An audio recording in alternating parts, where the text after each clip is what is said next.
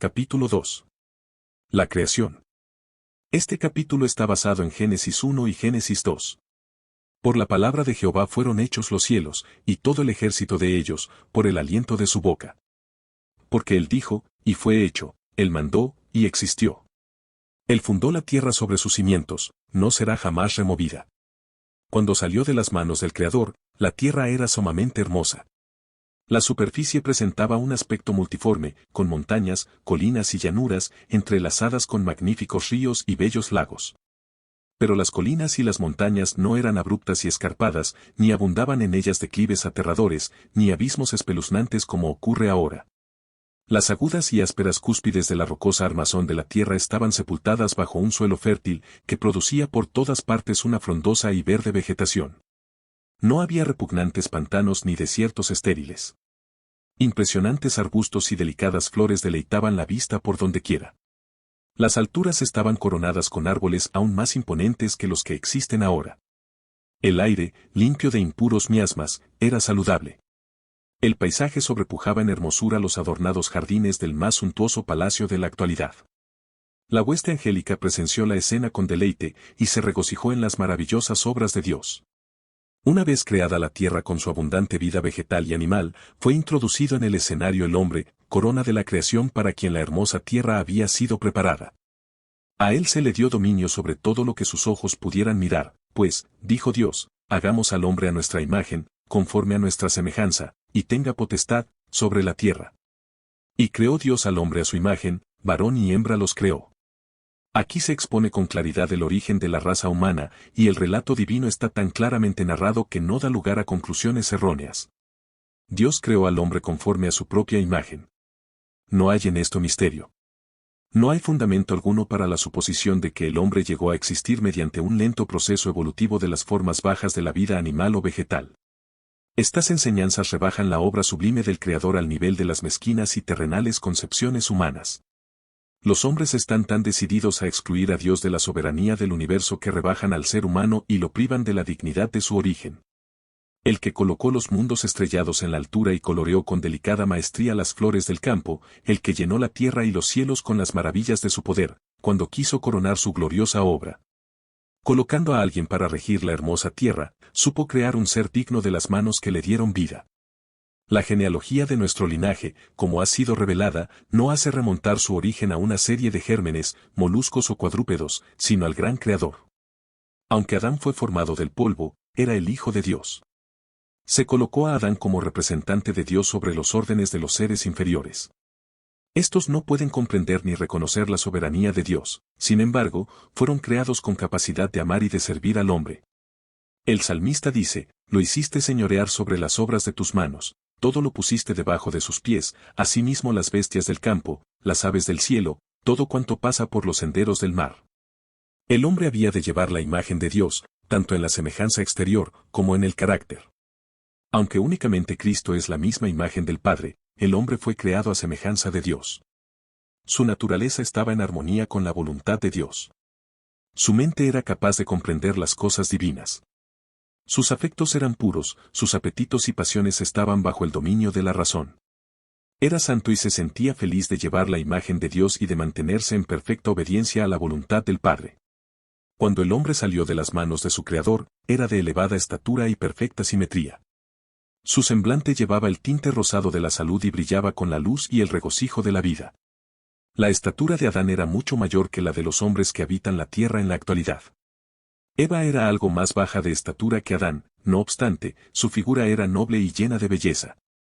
La inmaculada pareja no llevaba vestiduras artificiales. Estaban rodeados de una envoltura de luz y gloria, como la que rodea a los ángeles. Mientras vivieron obedeciendo a Dios, esta vestimenta de luz continuó revistiéndolos. Después de la creación de Adán, toda criatura viviente fue traída ante su presencia para recibir un nombre, vio que a cada uno se le había dado una compañera, pero entre todos ellos no había ayuda idónea para él. Entre todas las criaturas que Dios había creado en la tierra, no había ninguna igual al hombre. Después dijo Jehová Dios, no es bueno que el hombre esté solo, le haré ayuda idónea para él. El hombre no fue creado para vivir en la soledad, debía tener una naturaleza sociable. Sin compañía, las bellas escenas y las encantadoras ocupaciones del Edén no habrían podido proporcionarle perfecta felicidad.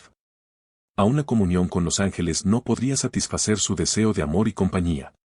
No existía nadie de la misma naturaleza y forma a quien amar y de quien ser amado. Dios mismo dio a Adán una compañera. Le proveyó de una ayuda idónea para él, alguien que realmente le correspondía, una persona digna y apropiada para ser su compañera y que podría ser una sola cosa con él en amor y compañerismo. Eva fue creada de una costilla tomada del costado de Adán. Este hecho significa que ella no debía dominarle como cabeza, ni tampoco debía ser humillada y hollada bajo sus pies como un ser inferior, sino que más bien debía estar a su lado como su igual, para ser amada y protegida por él. Siendo parte del hombre, hueso de sus huesos y carne de su carne, era ella su segundo yo, y quedaba en evidencia la unión íntima y afectuosa que debía existir en esta relación. Pues nadie odió jamás a su propio cuerpo, sino que lo sustenta y lo cuida. Por tanto dejará el hombre a su padre y a su madre, se unirá a su mujer y serán una sola carne. Dios celebró la primera boda. De manera que la institución del matrimonio tiene como su autor al Creador del universo. Honroso es en todos el matrimonio. Fue una de las primeras dádivas de Dios al hombre, y es una de las dos instituciones que, después de la caída, llevó a Adán consigo al salir del paraíso. Cuando se reconocen y obedecen los principios divinos en esta materia, el matrimonio es una bendición, salvaguarda la felicidad y la pureza de la raza. Satisface las necesidades sociales del hombre y eleva su naturaleza física, intelectual y moral. Jehová Dios plantó un huerto en Edén, al oriente, y puso allí al hombre que había formado. Todo lo que Dios hizo tenía la perfección de la belleza, y nada que contribuyera a la felicidad de la santa pareja parecía faltar. Sin embargo, el Creador les dio todavía otra prueba de su amor, preparándoles especialmente un huerto como su morada. En este huerto había árboles de toda variedad, muchos de ellos cargados de aromáticas y deliciosas frutas. Había hermosas plantas trepadoras, como vides, que presentaban un aspecto agradable y hermoso, con sus ramas inclinadas bajo el peso de tentadora fruta de los más ricos y variados matices. El trabajo de Adán y Eva debía consistir en formar cenadores o albergues con las ramas de las vides, haciendo así su propia morada con árboles vivos cubiertos de follaje y frutos. Había en profusión y prodigalidad olorosas flores de todo matiz. En medio del huerto estaba el árbol de la vida que era superior en gloria y esplendor a todos los demás árboles. Sus frutos parecían manzanas de oro y plata, y tenían el poder de perpetuar la vida. La creación estaba ahora completa. Fueron, pues, acabados los cielos y la tierra, y todo lo que hay en ellos. Y vio Dios todo cuanto había hecho, y era bueno en gran manera. El Edén florecía en la tierra. Adán y Eva tenían libre acceso al árbol de la vida. Ninguna mácula de pecado o sombra de muerte desfiguraba la hermosa creación. Cuando alababan juntas todas las estrellas del alba y se regocijaban todos los hijos de Dios. El gran Jehová había puesto los fundamentos de la tierra, había vestido a todo el mundo con un manto de belleza, y había llenado el mundo de cosas útiles para el hombre, había creado todas las maravillas de la tierra y del mar. La gran obra de la creación fue realizada en 6 días. El séptimo día concluyó Dios la obra que hizo, y reposó el séptimo día de todo cuanto había hecho. Entonces bendijo Dios el séptimo día y lo santificó, porque en él reposó de toda la obra que había hecho en la creación. Dios miró con satisfacción la obra de sus manos. Todo era perfecto, digno de su divino autor, y él descansó, no como quien estuviera fatigado, sino satisfecho con los frutos de su sabiduría y bondad y con las manifestaciones de su gloria. Después de descansar el séptimo día, Dios lo santificó, es decir, lo escogió y apartó como día de descanso para el hombre. Siguiendo el ejemplo del Creador, el hombre había de reposar durante este sagrado día, para que, mientras contemplara los cielos y la tierra, y reflexionara sobre la grandiosa obra de la creación de Dios, y para que, mientras mirara las evidencias de la sabiduría y bondad de Dios, su corazón se llenase de amor y reverencia hacia su Creador. Al bendecir el séptimo día en el Edén, Dios estableció un recordativo de su obra creadora. El sábado fue confiado y entregado a Adán, padre y representante de toda la familia humana. Su observancia había de ser un acto de agradecido reconocimiento de parte de todos los que habitasen la tierra, de que Dios era su creador y su legítimo soberano, de que ellos eran la obra de sus manos y los súbditos de su autoridad. De esa manera la institución del sábado era enteramente conmemorativa y fue dada para toda la humanidad. No había nada en ella que fuera oscuro o que limitara su observancia a un solo pueblo. Dios vio que el sábado era esencial para el hombre, aún en el paraíso. Necesitaba dejar a un lado sus propios intereses y actividades durante un día de cada 7 para poder contemplar más plenamente las obras de Dios y meditar en su poder y bondad.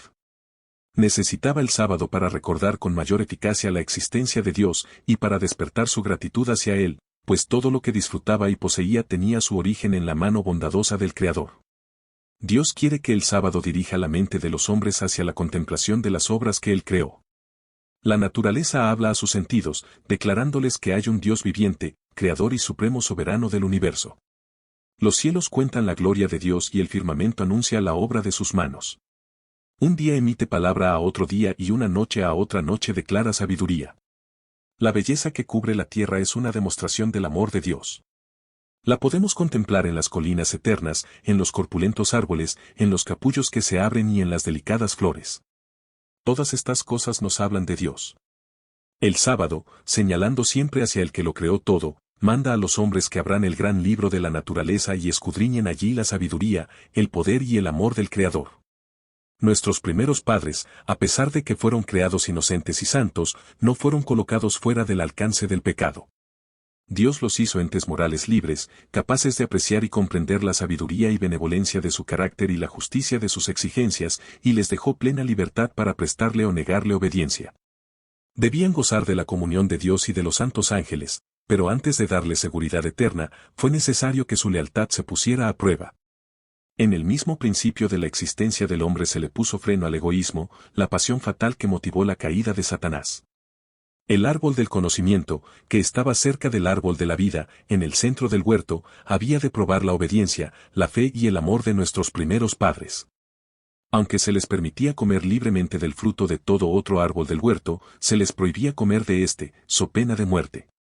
También iban a estar expuestos a las tentaciones de Satanás, pero si soportaban con éxito la prueba, serían colocados finalmente fuera del alcance de su poder, para gozar del perpetuo favor de Dios. Dios puso al hombre bajo una ley, como condición indispensable para su propia existencia. Era súbdito del gobierno divino, y no puede existir gobierno sin ley. Dios pudo haber creado al hombre incapaz de violar su ley, pudo haber detenido la mano de Adán para que no tocara el fruto prohibido, pero en ese caso el hombre hubiera sido, no un ente moral libre, sino un mero autómata. Sin libre albedrío, su obediencia no habría sido voluntaria, sino forzada. No habría sido posible el desarrollo de su carácter. Semejante procedimiento habría sido contrario al plan que Dios seguía en su relación con los habitantes de los otros mundos. Hubiera sido indigno del hombre como ser inteligente y hubiera dado base a las acusaciones de Satanás de que el gobierno de Dios era arbitrario. Dios hizo al hombre recto, le dio nobles rasgos de carácter, sin inclinación hacia el mal. Lo dotó de elevadas cualidades intelectuales y le presentó las más nobles motivaciones para inducirlo a ser constante en su lealtad. La obediencia, perfecta y perpetua, era la condición para la felicidad eterna. Cumpliendo esta condición, tendría acceso al árbol de la vida. El hogar de nuestros primeros padres había de ser un modelo para cuando sus hijos salieran a ocupar la tierra. Ese hogar, embellecido por la misma mano de Dios, no era un suntuoso palacio. Los hombres, en su orgullo, se deleitan en tener magníficos y costosos edificios y se enorgullecen de las obras de sus propias manos, pero Dios puso a Adán en un huerto. Esta fue su morada. Los azulados cielos le servían de techo, la tierra, con sus delicadas flores y su alfombra de animado verdor, era su piso, y las ramas frondosas de los hermosos árboles le servían de dosel. Sus paredes estaban decoradas con los adornos más esplendorosos, que eran obra de la mano del sumo artista. En el medio en que vivía la santa pareja, había una lección para todos los tiempos, a saber, que la verdadera felicidad se encuentra, no en dar rienda suelta al orgullo y al lujo, sino en la comunión con Dios por medio de sus obras creadas. Si los hombres pusieran menos atención en lo superficial y cultivaran más la sencillez, cumplirían con mayor plenitud los designios que tuvo Dios al crearlos. El orgullo y la ambición jamás se satisfacen, pero aquellos que realmente son inteligentes encontrarán placer verdadero y elevado en las fuentes de gozo que Dios ha puesto al alcance de todos. A los moradores del Edén se les encomendó el cuidado del huerto, para que lo labraran y lo guardasen. Su ocupación no era agotadora, sino agradable y vigorizadora. Dios dio el trabajo como una bendición para que el hombre ocupara su mente, fortaleciera su cuerpo y desarrollara sus facultades. En la actividad mental y física, Adán encontró uno de los placeres más elevados de su santa existencia. Cuando, como resultado de su desobediencia, fue expulsado de su bello hogar, y cuando, para ganarse el pan de cada día, fue forzado a luchar con una tierra obstinada, ese mismo trabajo, aunque muy distinto de su agradable ocupación en el huerto, le sirvió de salvaguardia contra la tentación y como fuente de felicidad. Aquellos que consideran el trabajo como una maldición están cometiendo un grave error, aunque en ocasiones produzca dolor y fatiga. A menudo los ricos miran con desdén a las clases trabajadoras, pero esto está enteramente en desacuerdo con los designios de Dios al crear al hombre. ¿Qué son las riquezas del más opulento en comparación con la herencia dada al señorial Adán? Sin embargo, este no había de estar ocioso. Nuestro Creador, que sabe aquello que constituye la felicidad del hombre, señaló a Adán su trabajo. El verdadero regocijo de la vida lo encuentran únicamente los hombres y las mujeres que trabajan. Los ángeles trabajan diligentemente, son ministros de Dios en favor de los hijos de los hombres. En el plan del Creador, no cabía la práctica de la indolencia que estanca al hombre. Mientras permanecieran leales a Dios, Adán y su compañera iban a ser los señores de la tierra. Recibieron dominio ilimitado sobre toda criatura viviente. El león y la oveja jugaban pacíficamente a su alrededor o se echaban junto a sus pies. Los felices pajarillos revoloteaban alrededor de ellos sin temor alguno, y cuando sus alegres trinos ascendían alabando a su Creador, Adán y Eva se unían a ellos en acción de gracias al Padre y al Hijo. La santa pareja eran no solo hijos bajo el cuidado paternal de Dios, sino también estudiantes que recibían instrucción del omnisciente Creador. Recibían la visita de los ángeles, y se gozaban en la comunión directa con su Creador, sin ningún velo de por medio. Se sentían pletóricos del vigor que procedía del árbol de la vida y su poder intelectual era apenas un poco menor que el de los ángeles. Los misterios del universo visible, las maravillas del que es perfecto en sabiduría, les suministraban una fuente inagotable de instrucción y placer. Las leyes y los procesos de la naturaleza, que han sido objeto del estudio de los hombres durante 6000 años, fueron puestos al alcance de sus mentes por el infinito hacedor y sustentador de todo.